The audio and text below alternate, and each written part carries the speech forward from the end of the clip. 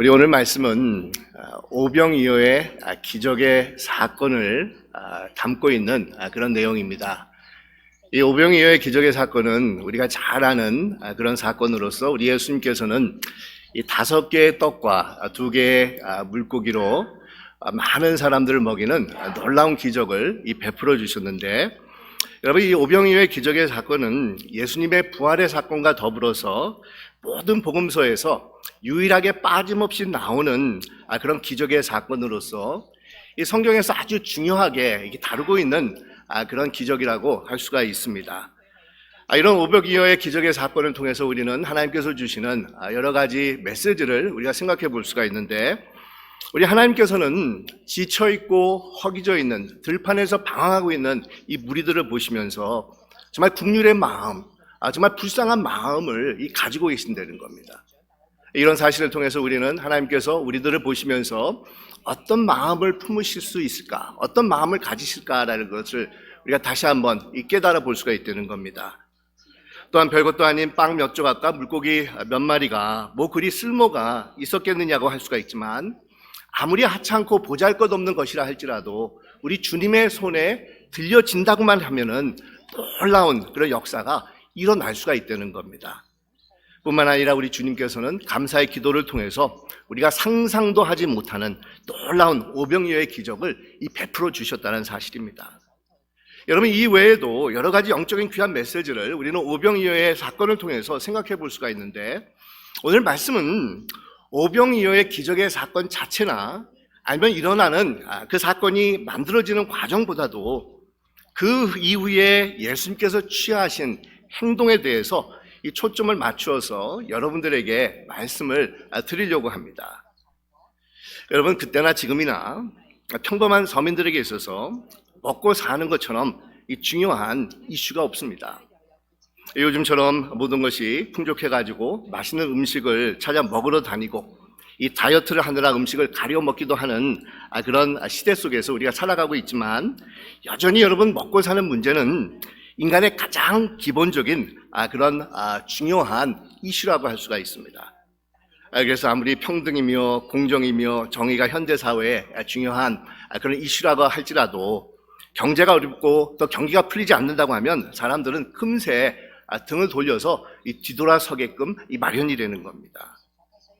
이 과거에 한국의 어느 대통령은 독재를 했다라고 많은 비난을 하기도 하지만, 그래도 여전히 많은 사람들이 그를 존경하고 추앙하고 있는 그런 이유는, 그래도 그때 보리고개라는 찌어지게 가난한 시절을 한국민들이 이길 수 있었기 때문에 여전히 많은 사람들이 그에 대해서 좋은 평가를 하는 그런 분들도 있지 않는가, 이런 생각을 해보게 되는데, 여러분, 예수님 시대는 더더욱 그랬다는 겁니다. 이 당시는 사람들이 한 끼만이라도 잘 먹으면 그것으로 만족해야 하는 아주 열악한 시대였습니다. 이 서민들은 가난해서 늘 허기져 있는 것은 그들의 일상과도 같았을 때였다는 겁니다.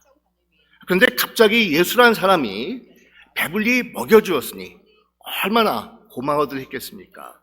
얼마나 놀라워했겠습니까? 그것도 한두 사람이 아니었습니다. 이 남자들만 세워가지고 5,000명인데 여성들이며 또 그것에 와 있었던 아이들까지 세게 되면은 좋기 10,000명이 넘는 사람들 모두가 배불리 먹고 남을 정도의 음식이 예수님을 통해서 제공이 된 것입니다.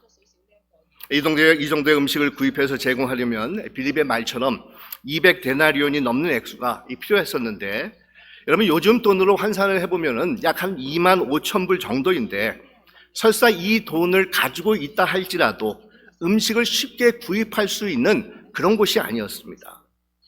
이 사람들은 들판에 나와 있었기 때문에 음식을 구입할 수 있는 이 도시 같은 곳이 아니었기 때문에 아무리 돈이 있다 할지라도 불가능했을 것이라는 겁니다. 이런 가운데서 예수님께서는 어린아이가 가지고 온 빵 5개와 물고기 2마리로 5,000명이 넘는 사람들을 배불리 먹였으니 얼마나 놀라운 기적이 그 자리에서 일어난 것입니까? 이때 사람들은 쉽게 이 모세를 떠올립니다. 특히나 성경에 보면 그때가 유월절이 가까웠을 때라고 했기 때문에 더더욱 그래야 했을 것이라는 겁니다. 여러분, 유월절이 어떤 그런 날입니까? 애굽이란 강대국에서 노예 생활을 하고 있었던 유대인들이 한 민족과 국가로 태동하는 결정적인 역사의 대전환점으로 유대인들은 이를 이끈 모세의 강력한 카리스마를 아주 강력하게 우러러보고 있었습니다. 노예에서 해방을 받은 유대인들은 풀 한 폭이 나지 않는 광야로 나와서 당장 먹고 사는 것이 큰 문제였지만 이 모세는 이 문제 또한 해결해 줍니다. 40일 광야 생활 동안에 날마다 만나와 메추라기가 내려져서 이스라엘 백성들은 이 배불리 먹을 수가 있었습니다.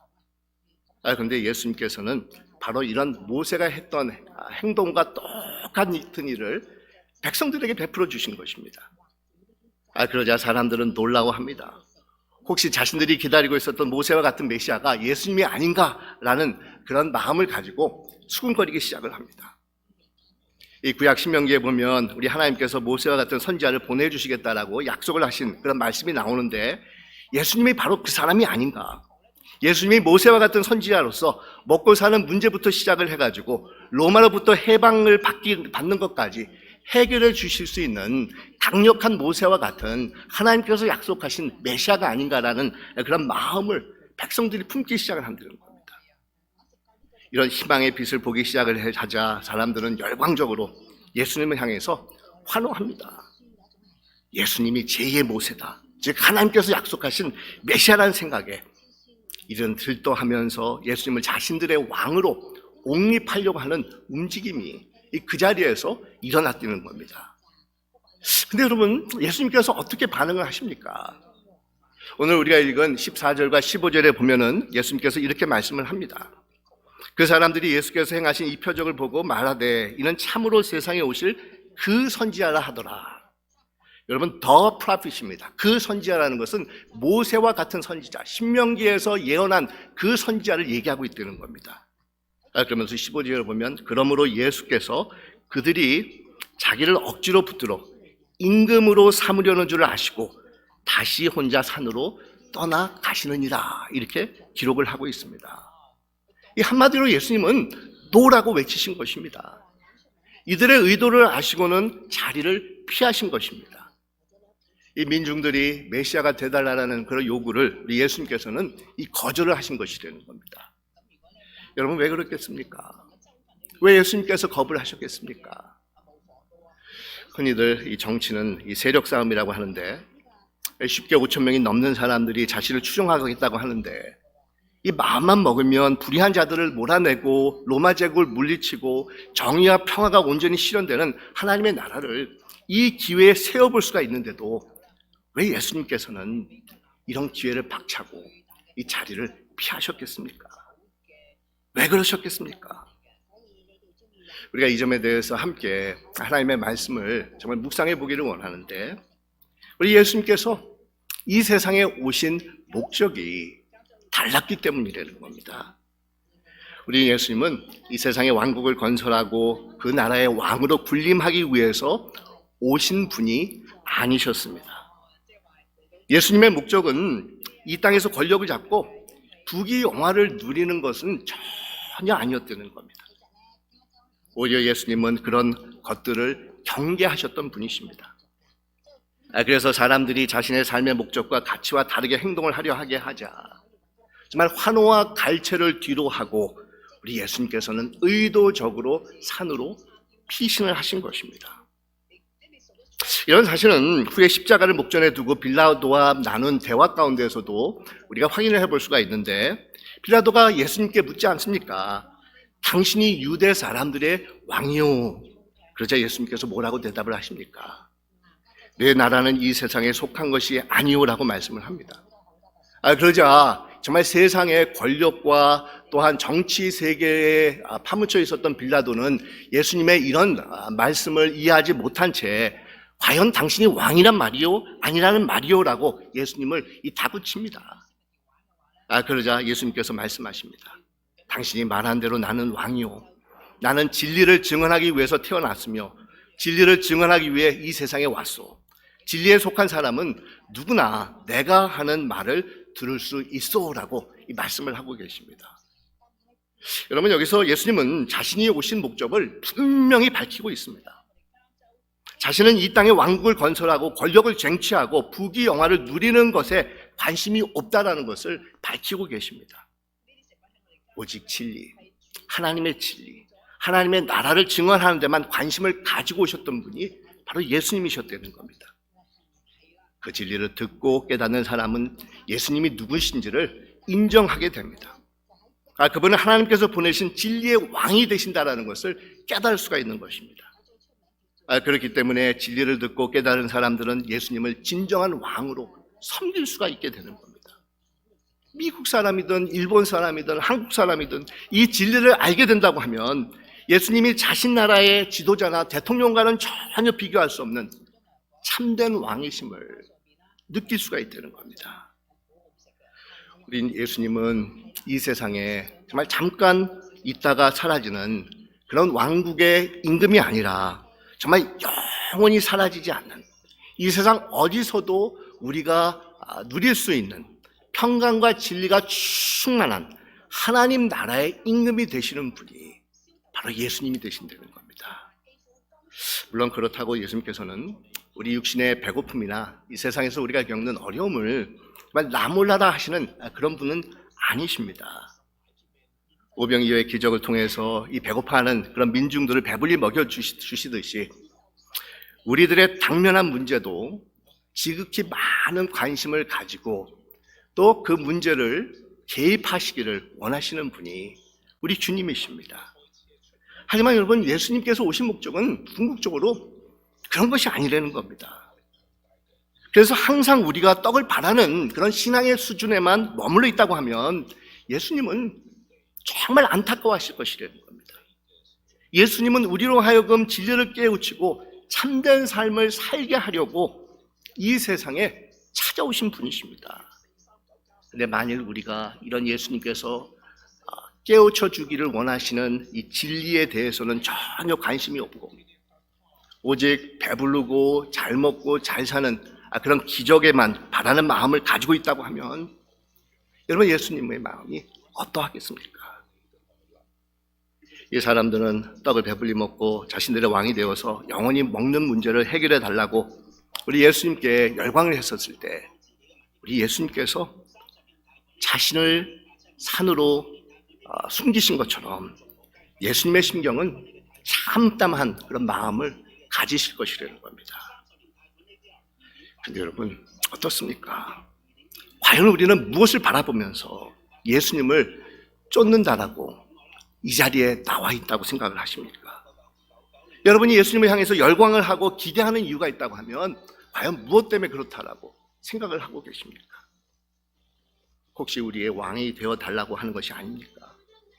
정말 하나님 나라의 왕이 아니라 이 땅에서 우리가 정말 잘 살 수 있는 그런 왕이 되어주셔서 정말 우리의 원한을 풀어주고 우리를 먹여주시고 우리를 지켜달라는 그런 바람을 가지고 혹시 우리가 정말 이 자리에 나와서 예수님을 따른다라고 말하고 있지는 않습니까?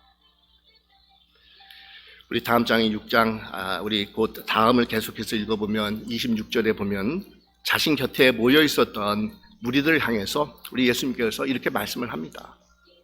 너희가 나를 찾는 것은 표징을 보았기 때문이 아니라 빵을 먹고 배가 불렀기 때문이다 라고 말씀을 합니다.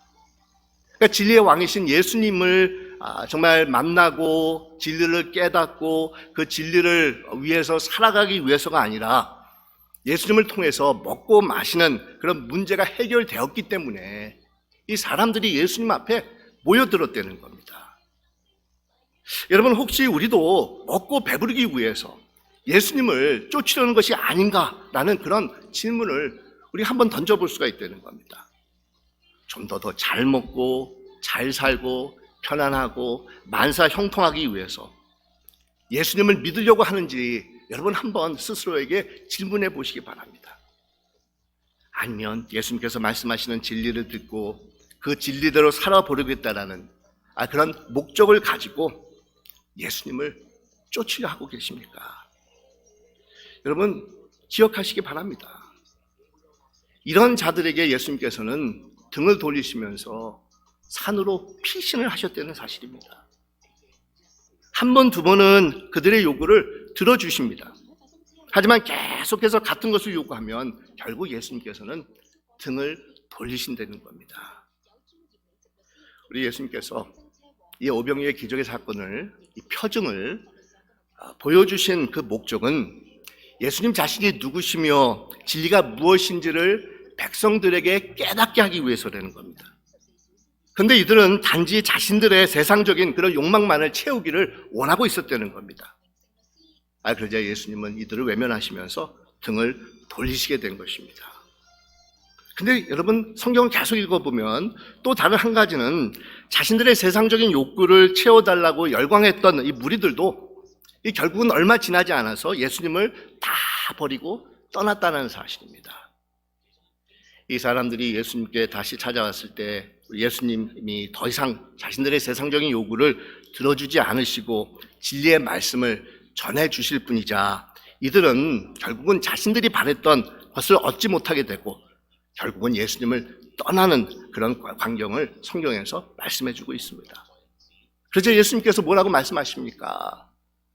제자들을 향해서 너희들도 떠나가려고 하느냐라고 예수님께서 참담한 마음으로 질문을 하십니다. 여러분 어떻습니까? 여러분은 어느 쪽에 속해 있다고 생각을 하십니까? 진리가 있기에 끝까지 예수님 곁에 남아있기를 원하고 계십니까? 아니면 자신들의 세상적인 욕구가 채워지지 않다고 해서 실망하고 자리를 털고 일어나는 그런 부류에 속했다고 생각을 하십니까? 그리고 또 다른 예수님께서 산으로 피신하신 이유는 아직까지도 자신의 때가 아닌 것을 알고 계셨기 때문이라는 겁니다.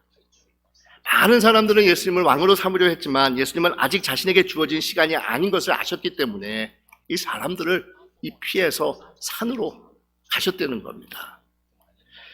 우리 요한복음의 특징 중에 한 가지가 있다고 하면 계속해서 이 때에 대한 그런 말씀이 기록된 것을 볼 수가 있는데 우리 예수님께서는 이 때를 기다리고 있다는 것을 요한복음이 아주 독특하게 우리 독자들에게 상기를 시키고 있습니다. 그래서 여러분 요한복음을 자세히 읽어보면 자주 아직 내 때가 아니다 라는 그런 표현이 요한복음에서 자주 등장하는 것을 우리가 생각해 볼 수가 있습니다. 예수님께서 이런 하나님의 시간에 대한 확고한 신념을 가지고 계셨기 때문에 예수님께서는 이 세상에서 어떤 유혹이 다가온다 할지라도 그 때가 아니면 절대로 움직이지 않는 삶을 사실 수가 있었다는 겁니다. 하지만 하나님께서 주신 때가 되었다라는 믿음이 왔었을 때 우리 예수님께서는 아주 단호하게 나서셨습니다. 모두가 말렸지만 하나님의 때가 왔음을 아셨을 때는 아주 결연하게 움직이셨던 분이 바로 예수님이셨다는 겁니다.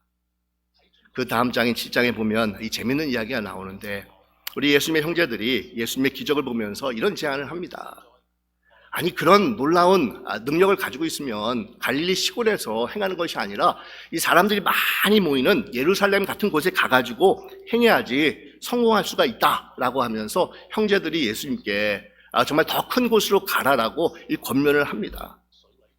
그러자 예수님께서 이렇게 대답을 하십니다. 내 때는 아직 오지 않았다. 그러나 너희 때는 언제나 마련되어 있다라고 말씀을 하고 계십니다. 여러분 이 말씀은 이런 뜻입니다. 예수님처럼 인생에서 소명의식, 목적의식이 분명한 사람은 아무 때나 나설 수가 없다는 겁니다. 자신의 때가 언제인지를 분명히 알고 있기 때문이라는 겁니다. 자신이 어떤 일을 어떻게 해야 되는지를 분명히 아는 사람은 나설 때와 물러설 때를 분명히 알고 있다는 겁니다. 누가 시킨다고 해서 나서지 않고 말린다고 해서 물러서지 않는다는 겁니다. 오직 하나님께서 주시는 분별력을 가지고 그 때를 기다리면서 그 때를 따라갈 뿐이라는 겁니다. 반면에 그렇지 않는 사람은 어떠하겠습니까? 이런 자들은 때를 생각하지 않는 사람들입니다. 언제나 자신들이 그 때를 쥐고 있다라고 생각을 하고 있다는 겁니다. 남들이 나설 때라고 하면 등이 떠밀리는 척 하면서 그런 줄 알고 나서게 된다는 겁니다. 또 주위 사람들이 아니라고 말리면 또 그런 줄 알고 물러간다는 겁니다. 아니면 세상 모두가 물러날 때라고 하는데도 자신이 고집을 피우면서 머물러 있다는 겁니다. 왜 그러겠습니까? 모든 때가 자신의 때로 보이기 때문이라는 겁니다. 자신이 모든 것을 할 수 있는 그런 충만한 마음으로 가득 채워져 있기 때문이라는 겁니다. 제가 지난주에 이 요즘 성경 본문을 제가 정하는 것을 렉셔너리에서 제가 이렇게 따라서 전한다고 이렇게 말씀을 드렸었는데, 여러분 렉셔너리를 보면 이 구약의 성경 구절과 신약의 성경 구절 또 뭐 시편이며 이런 말씀이 이렇게 같이 나옵니다. 서로 연결된 말씀들이 나와가지고 우리 주류 교단에 속한 우리 교회 목사님들이 그 렉셔너리에 나오는 본문을 가지고 주일날 설교를 곧잘 하시는데, 사실 저는 이렇게 여러 성경 구절도 있지만 한 성경 구절만 택해서 여러분들에게 이렇게 본문을 전하는데, 오늘 말씀과 같이 나오는 구약의 성경 구절은 우리 사무엘 하에 나오는 다윗이 밧세바를 범했을 때에 대한 내용입니다. 근데 여러분, 다윗이 밧세바를 취했을 때의 내용과 오늘 오병이어에 나오는 이 기적의 사건과 무슨 연결고리가 있겠습니까? 어떻게 연결이 되겠습니까? 여러분, 다윗이 이 밧세바를 취했을 때는 다윗이 최고의 인기 정점에 올랐을 때입니다. 예루살렘으로 수도를 이전하고 법궤를 모셔오고 모든 주위의 적들을 다 평정을 하면서 이제는 됐다, 편안하다 라고 자부함을 가지고 있을 때라는 겁니다. 그러니까 모든 것이 자신의 때라는 것을 생각하고 있었을 때 결국은 다윗은 밧세바를 범하는 정말 대단히 하나님 앞에서 잘못된 그런 범죄를 저지르게 되었다는 겁니다. 모든 것이 자신의 때라는 그런 마음을 가지고 있었기 때문이라는 겁니다. 그런데 우리 예수님은 어떻게 하십니까? 이 사람들이 열광을 합니다. 예수님이 때가 왔다라고 이 사람들이 예수님을 왕으로 옹립하려고 합니다. 하지만 예수님은 조용히 거부를 하시면서 산으로 피신을 했다는 겁니다. 형제들까지도 예루살렘으로 올라가라는 요구를 했지만 예수님께서는 거부를 하셨다는 겁니다. 하나님께서 주시는 십자가라는 확고한 목적 의식을 가지고 그 십자가의 때를 기다리고 계셨기 때문에 예수님께서는 자신의 딸을 분명히 분별하시면서 정말 담대하게 노를 외칠 수가 있으셨다는 겁니다. 여러분 어떻습니까? 여러분은 지금 어떤 삶을 살아가고 있다고 생각을 하십니까? 아무런 목적 의식이나 소명 의식이 없이 아무 때나 정말 자신의 때인 줄 알고 우왕좌왕하면서 인생을 허비하고 있지 않습니까? 아니면 모든 때가 자신의 때라는 그런 자부심을 가지고 자신 마음대로 할 수 있다라는 그런 착각 속에서 살아가고 있지는 않습니까? 여러분, 하나님께서 우리에게 주시는 소명이 무엇인지를 분별하며 좀 더 진지함을 가지고 우리의 인생을 대하실 수 있는 여러분들이 되시길 바랍니다.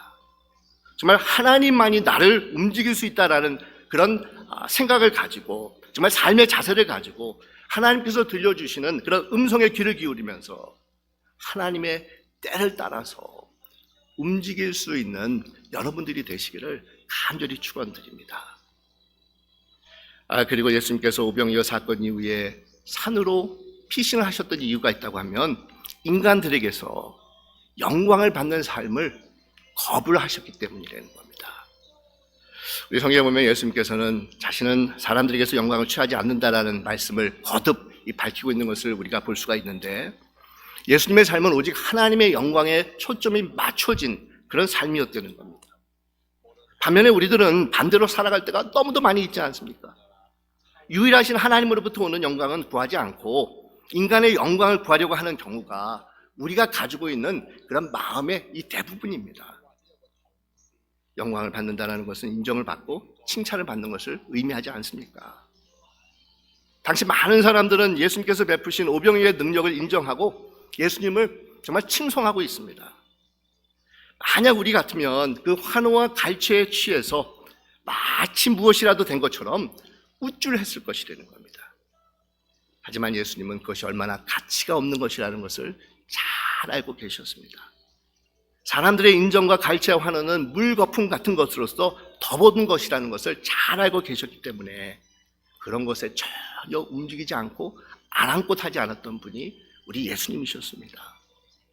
예수님은 오직 하나님의 영광, 하나님 한 분만의 인정받기를 추구하는 삶을 사셨던 분이시라는 겁니다.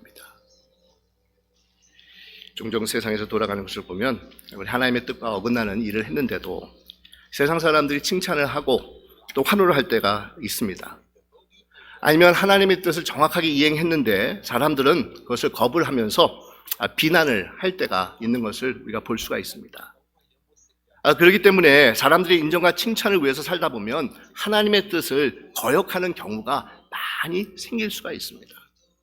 반대로 하나님의 뜻대로 살지 못하는 사람들의 뜻대로 살지 못하는 그런 경우를 우리가 가지다 보면 사람들의 비판과 반대를 당해야 되는 그런 경우도 경험할 때가 있다는 겁니다. 여러분, 이것이 세상의 현실입니다. 정말 아무리 사람들이 환호하고 갈채를 보나도 우리는 이런 세상의 현실을 깨닫고 있다고 하면 경계할 줄 아는 그런 자들이 되어야 된다는 겁니다.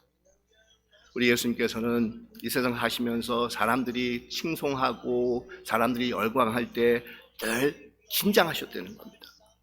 그리고 오직 하나님께 인정받는 것을 제일 중요한 인생의 과제로 우리 예수님께서는 삼으셨습니다.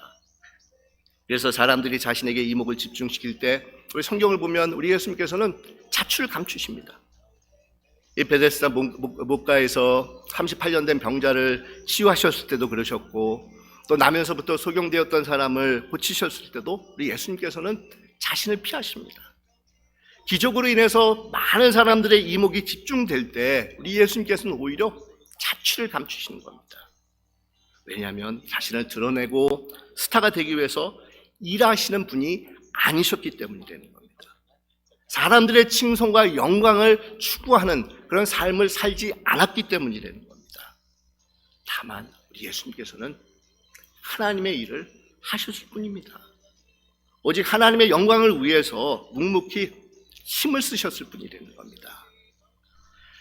여러분, 우리 모두는 대부분 주위에서 인정받고 칭찬을 받고 싶어하는 욕망을 다들 가지고 있는데, 어떻게 해서든지 남 앞에 서고 싶어하고 칭찬을 받고 싶어하고 또 영광을 얻고 싶어하는 그런 마음들을 우리 모두는 다들 가지고 있다는 겁니다. 여러분, 이런 욕구는 그냥 한 번 왔다 금방 스쳐 지나가는 것이 아니라 우리 삶 인생에 아주 깊이 뿌리를 내리고 있습니다. 그래서 남들이 인정을 해주지 않는다고 하면 스스로라도 자신을 드러내려고 애를 쓰지 않습니까? 남이 관심을 가지지 않는데도 자신을 선전하려고 정말 힘을 쓰는 그런 모습들을 우리가 보게 된다는 겁니다. 이것은 참 제어하기 힘든 우리 인간들이 가지고 있는 그런 깊은 본능이고 욕망입니다.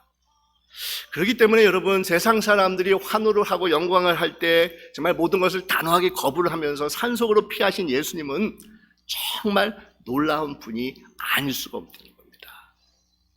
그런데 여러분, 이런 예수님을 따르기로 결심한 자들은 또한 이런 예수님을 닮아가기를 위해서 힘써야 된다는 겁니다.